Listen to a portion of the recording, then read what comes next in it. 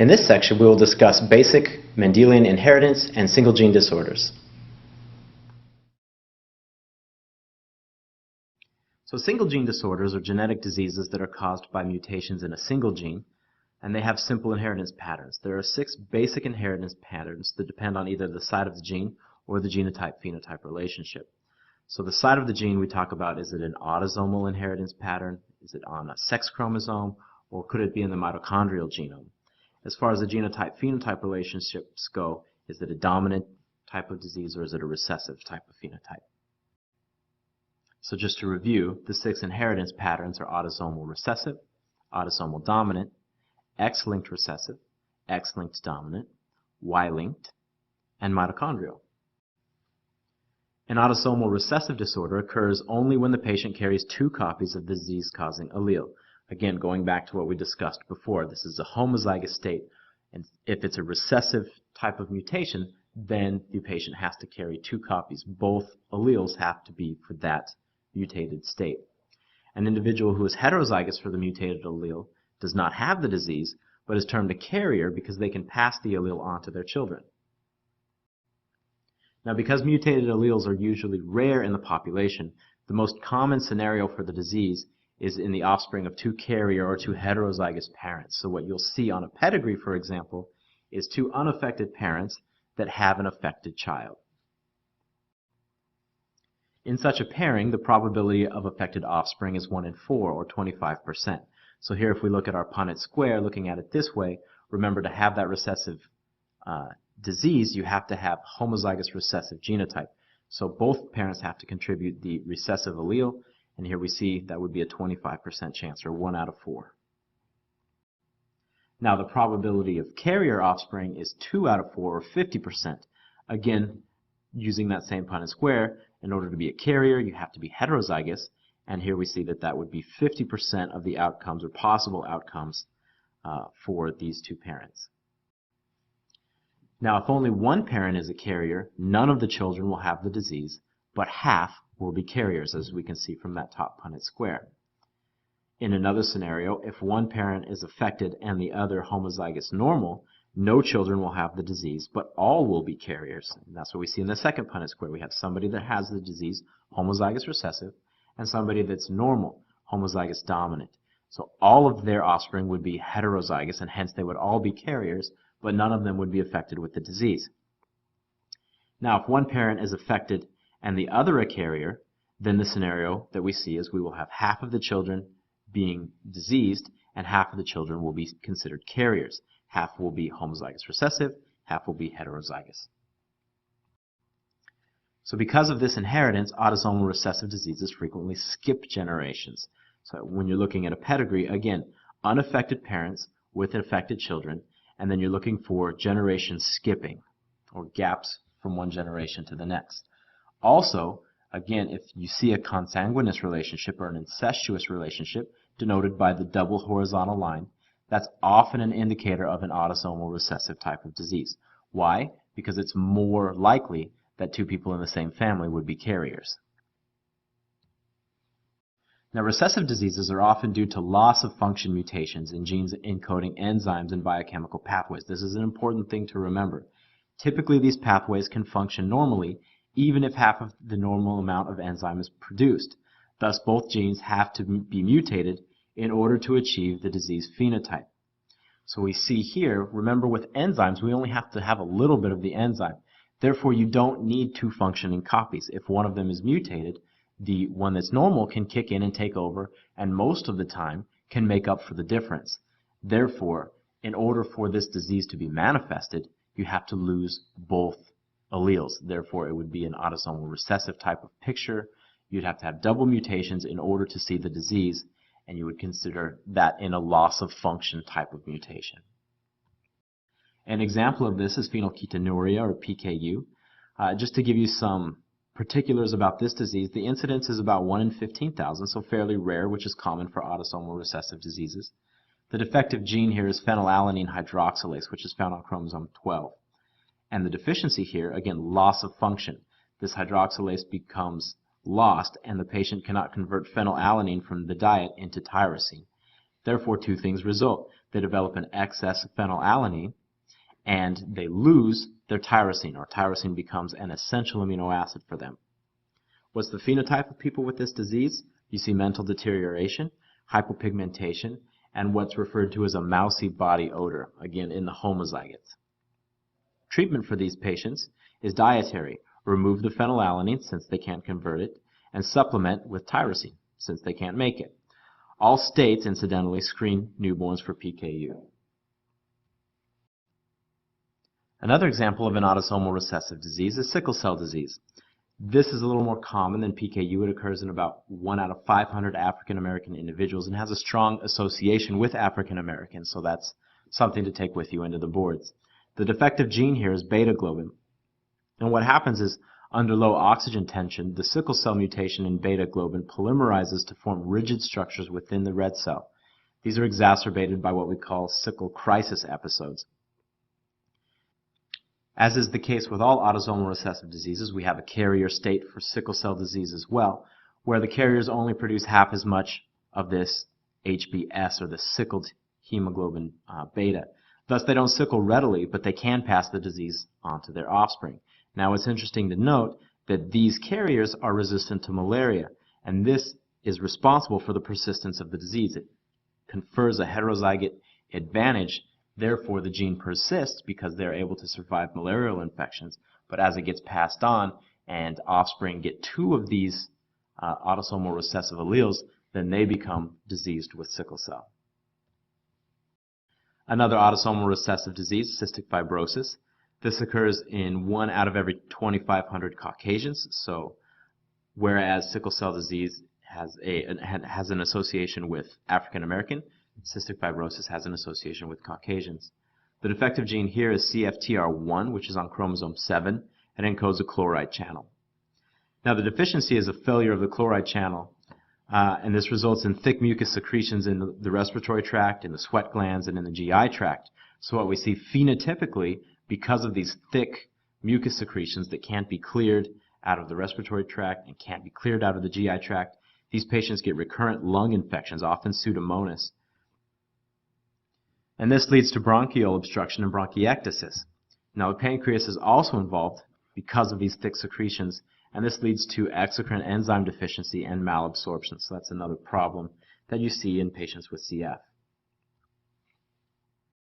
Other examples of autosomal recessive diseases, which we'll get into a little bit later, are the metabolic diseases and enzyme deficiencies like lysosomal storage diseases, glycogen storage diseases, defects in amino acid metabolism, and steroid biosynthesis defects.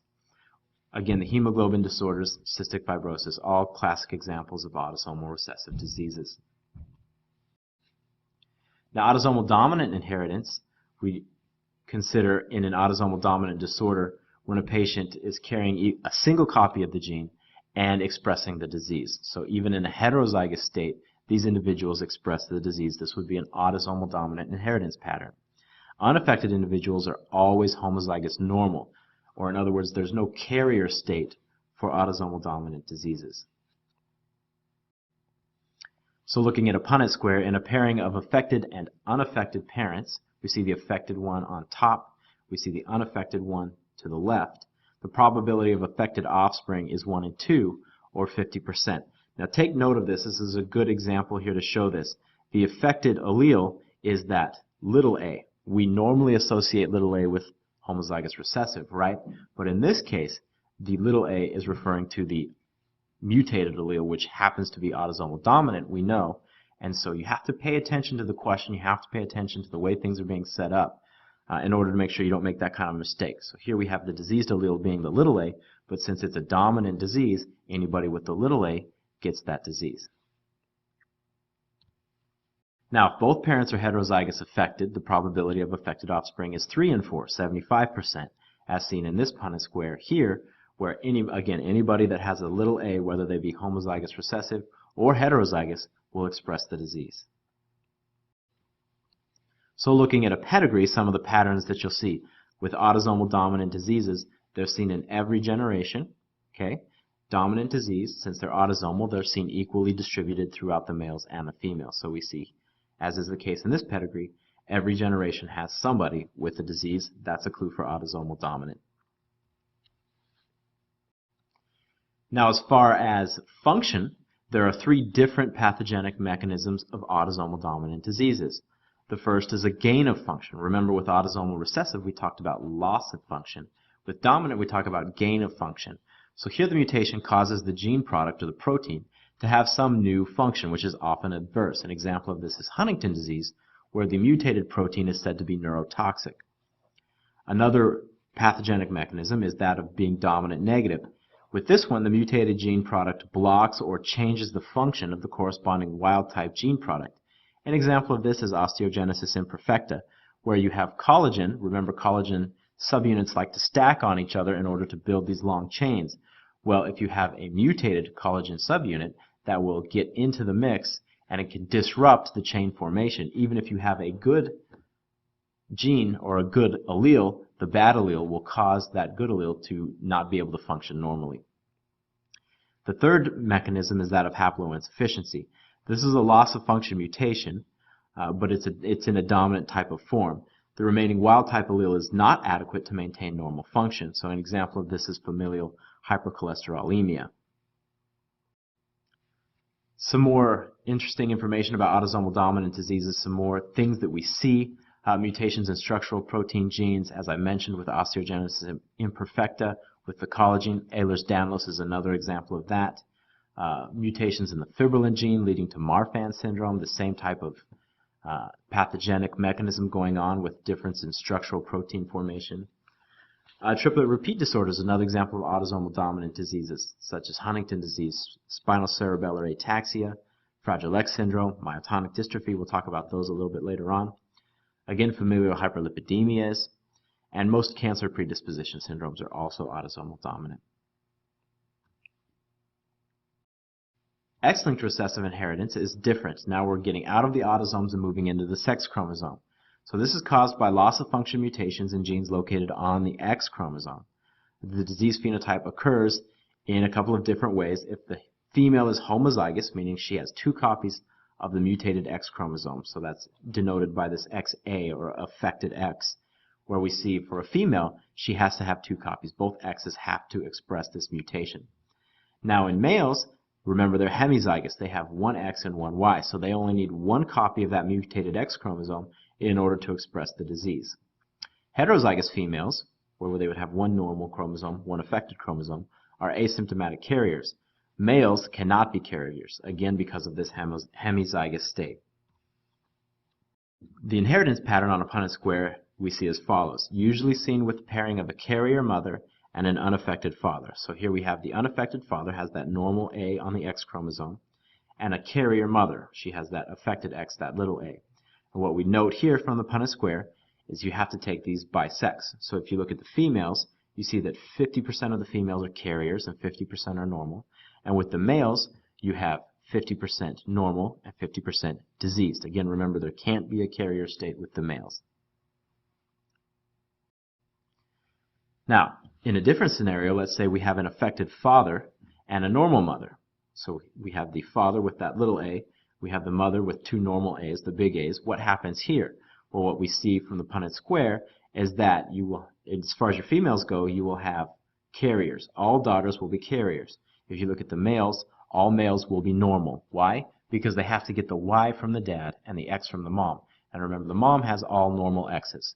So, affected dad, normal mom, all of the offspring males will be normal, all of the offspring females will be carriers. Now in another scenario, let's look and see if we have an affected father and a carrier mother.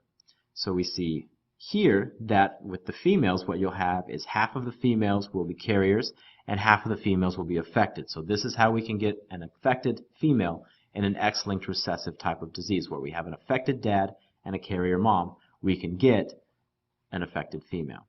As far as the males are concerned, again, it depends on which X they get from their mom. So half of them will be normal and half of them will be diseased. So in a pedigree, only males will be affected, but it can occur in every generation. This tends to be the case. Don't look for females being affected in an X-linked recessive inheritance pattern unless there's something clearly indicated with an affected dad marrying into a family that may have a carrier mom, but that's typically not the case. So what you're going to look for is males being affected for the most part, and then coming through maternal inheritance patterns. So if we look here in that first generation, we see that the male is affected. Note that we have in that second generation, nobody is affected. Why? Because again, all of the males will be normal. None of the females will be affected because the mom's normal, but the females will all be carriers, right? So you shouldn't see any disease in that second generation. Now note, in that third generation, you see the effects start to take place. You see males start to be affected again, coming through that maternal line. So if the mom is related to the family, that's where we're most likely to see an effect. Note that we do see, in one case, that the male is the one that's linked. So in that case, the female must have also been a carrier, but not related to the family. But this is the typical inheritance pattern. You see a generation skipped, mostly predominantly males being affected. Now, what kind of diseases are X-linked recessive? These are kind of memorized lists for you to know. So biochemical pathway deficiencies such as G6PD deficiency, Lesch-Nyhan syndrome, Hunter syndrome, Fabry syndrome, lysosomal storage diseases. Those are the two of the lysosomal storage diseases that are X-linked recessive. Hemophilia A and B are X-linked, muscular dystrophies such as Duchenne's and Becker's, and then many of the immunodeficiencies, Bruton's, CGD, Wiskott-Aldrich, and X-linked SCID are all X-linked recessive inheritance. Now, one thing to note when we talk about X-linked diseases is the phenomenon of X chromosome inactivation. This occurs early in female embryo development at the blastocyst stage. One of the X chromosomes at this point is highly condensed, and the DNA on that chromosome is turned off or not expressed, and we call this a bar body. Now, some characteristics of this inactivation. It's random. Cells may turn off the paternal or maternal X chromosome. Okay? It's fixed. The cells pass their inactivated chromosome to their offspring. And it's incomplete. There are sections of this condensed chromosome that are transcribed. So remember, for the bar body, it's random. There's no formula to say whether it's going to turn off paternal or maternal. It's fixed, meaning that that one that's turned off in the beginning is passed on, and it's incomplete. There are certain sections that will be transcribed. So this leads us to the phenomenon of manifesting heterozygotes. These are females that express an X-linked recessive disease because of random inactivation of normal X chromosome. In other words, they're carriers, but the normal X chromosome gets turned off. That becomes the bar body, and the diseased or the mutated X chromosome is the one that's transcribed. So you'll have manifestations of the disease in a heterozygote female that should be a carrier. What we do see is that this state usually causes less severe disease because of expression of normal X chromosomes in some of the cells. Now, an X-linked dominant inheritance is caused by a dominant function. Remember, things like gain of function, dominant negative, haploinsufficiency in a gene on the X chromosome. The disease phenotype occurs then in heterozygotes or homozygous females and in hemizygous males. No carrier state here again because it's a dominant disease. So again, going to our Punnett squares, what we see here, if we have an affected female, a normal male, we see that the mothers can pass the disease to half of both daughters and sons. In a different scenario, if we look at the father, if the father's affected and the mother's normal, then the father passes the disease to all of the daughters but none of the sons. Why? Again, because it's X-linked, and the fathers give the Y to the sons. So all of the daughters, none of the sons. And if we look at a pedigree, the disease occurs in every generation, characteristic of dominant, and both males and females are affected. Remember these characteristics. Fathers pass the disease to all daughters, mothers to half of sons and daughters. So here we see, in the top, we see that the male is affected. In the second generation, all of the daughters and none of the sons are affected. That's characteristic of X-linked dominant. In that third generation, what we see again is the affected daughter in generation number 2. When we look at generation number 3, she's passing it to equal amounts of sons and daughters, right? So again, X-linked dominant inheritance. That's what you're going to look for. Some examples of X-linked dominant inheritance type of diseases: Fragile X syndrome, pyruvate dehydrogenase deficiency, which is a haploinsufficiency disease, hypophosphatemic rickets, and Rett syndrome. Speaking a little bit more about Fragile X syndrome, this is an X-linked dominant mental retardation syndrome caused by expansion of the trinucleotide CCG in the FMR1 gene on the X chromosome. We'll talk about this a little bit later. Normal individuals have 6 to 54 copies.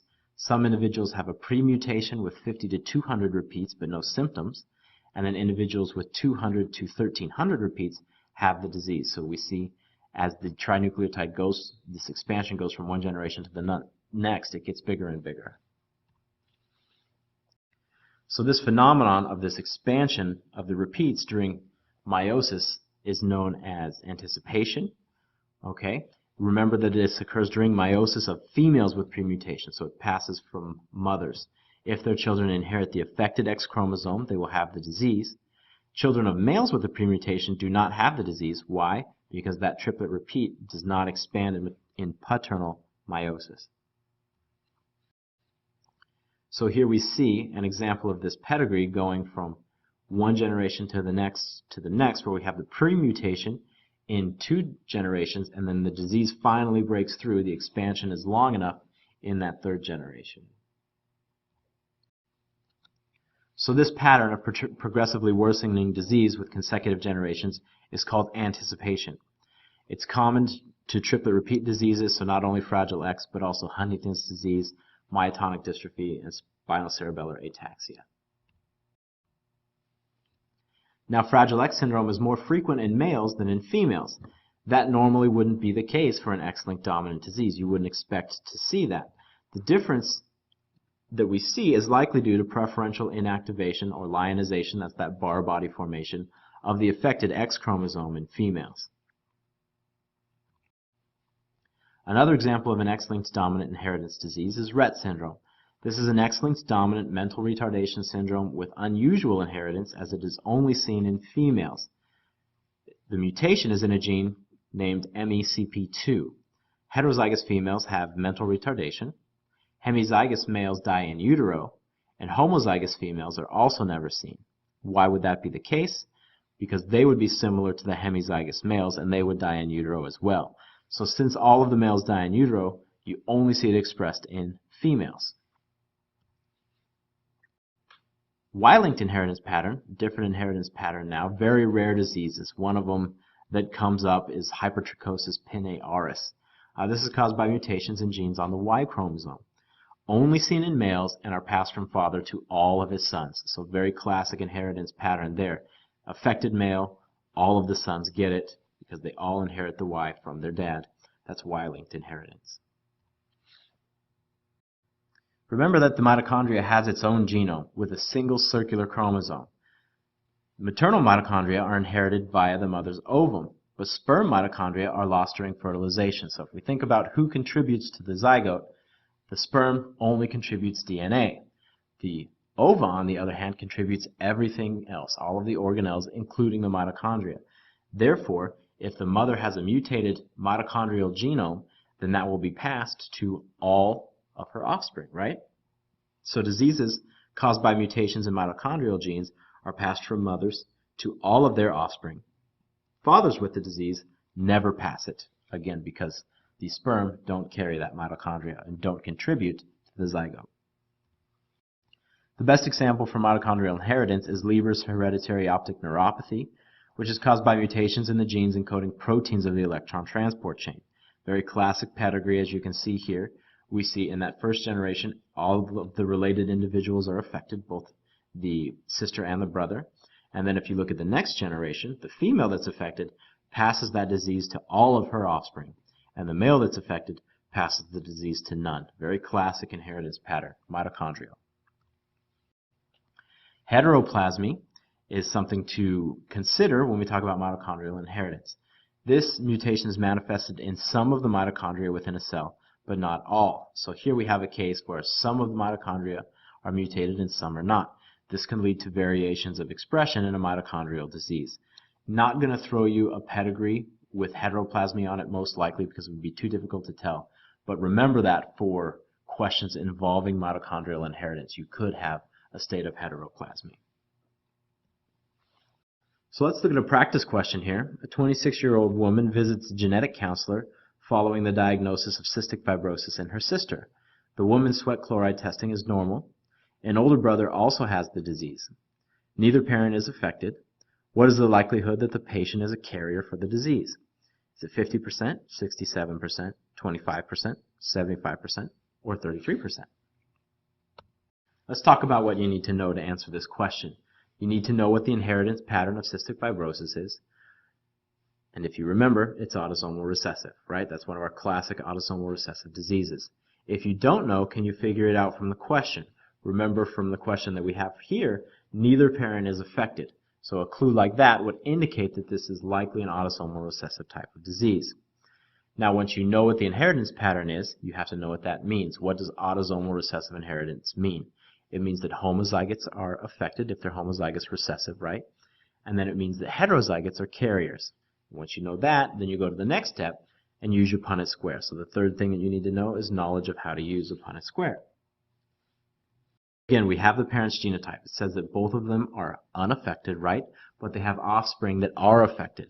Remember from our knowledge of autosomal recessive diseases, in order for that to happen, both parents have to be carriers. So we can deduce from the question that both parents are heterozygous. So we put that into our Punnett square. Now the next question, what are the possible genotypes of the woman?